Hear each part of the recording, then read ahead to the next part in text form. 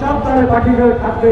আসুন এইভাবেই আগামী দিনের ইসলামী আন্দোলন, ইসলামী শাসন হাত পাকাবে, ঘরে ঘরে ইসলাম, ঘরে ঘরে পাড়ায় পাড়ায় মহল্লায় মহল্লায় সব এলাকায় পৌঁছে দেন।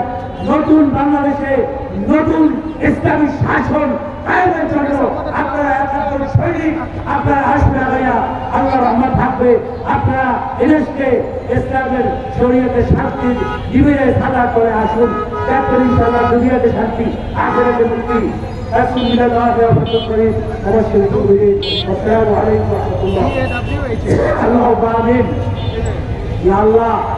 আমাদের এই ঘর সংস্কারকে কবুল করে নেন, আমাদের ভাইদের ভিতরে ইমানের বলে বলিয়ান করে দেন।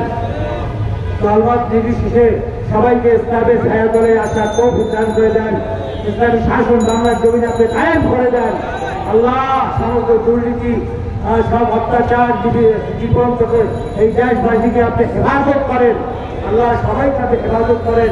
আমরা কেউ দুর্নীতি চাই না, লুট করা চাই না, আমরা শান্তিতে থাকতে চাই। এই দ্বিতীয় দরজাকে খুলে দিয়ে আপনি শান্তির ছায়া তলে আল্লাহ আপনার রহমত নাযিল করেন। رب ارحمهما كما ربياني صغيرا وصلى الله تعالى على خير خلق سيدنا محمد وآله وصحبه أجمعين وسلام على المرسلين والحمد لله رب العالمين والسلام عليكم ورحمة الله। আমরা আশপাশে যে মসজিদগুলো আছে আমরা নিজ নিজ দায়িত্বে জামাত করে নেব। এখানে বড় বড় মসজিদ আছে, ঐতিহ্যবাহী মসজিদ আছে, এছাড়া ঢাকা মহানগর দক্ষিণ এবং অতদিন ওয়ারি মতিঝিল থানার উদ্যোগে যে আজকে যে কোনো সমাবেশ আয়োজন করা হয়েছে, এটা উদ্দেশ্য হল বাংলাদেশে একটা স্বৈরাচার অর্থাৎ জুলুম নির্যাতনের শিকার ছিল পুরা বাংলাদেশি মানুষ। কথা বলার অধিকার ছিল না, ব্যবসা বাণিজ্য থেকে শুরু করে কোনো জায়গায় তার স্বাধীনতা ছিল না। একটা রক্তের বিনিময় বিপ্লবের মাধ্যমে এই সরকারের পতন হয়েছে। এখন বাংলাদেশের মানুষ একটু আশা করে যে ভবিষ্যতে স্বাধীনতার মতো যে 52 বছর স্বাধীন হয়েছে কিন্তু দেশের মানুষ স্বাধীনতা ভোগ করতে পারে না।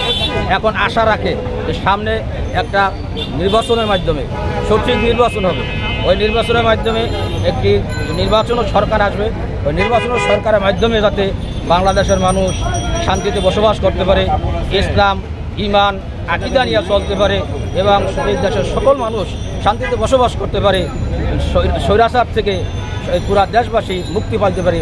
এই জন্যই এই মেহেন্নাত, এই আমাদের গণসমাবেশ করা।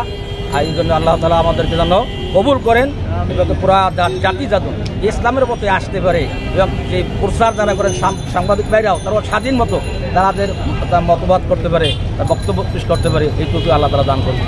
আপনাদের নির্বাচনের মানে কি প্রক্রিয়া নির্বাচনটা চাচ্ছেন? নির্বাচন পেয়ার মানে পেয়ার সিস্টেম, সংখ্যানুষ্ঠিত যারা পাবে ওই হারে যেন তারা সংসদ সদস্য, সংখ্যাগরিষ্ঠতার মাধ্যমে।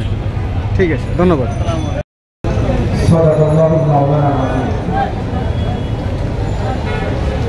ইসলামী আন্দোলন বাংলাদেশ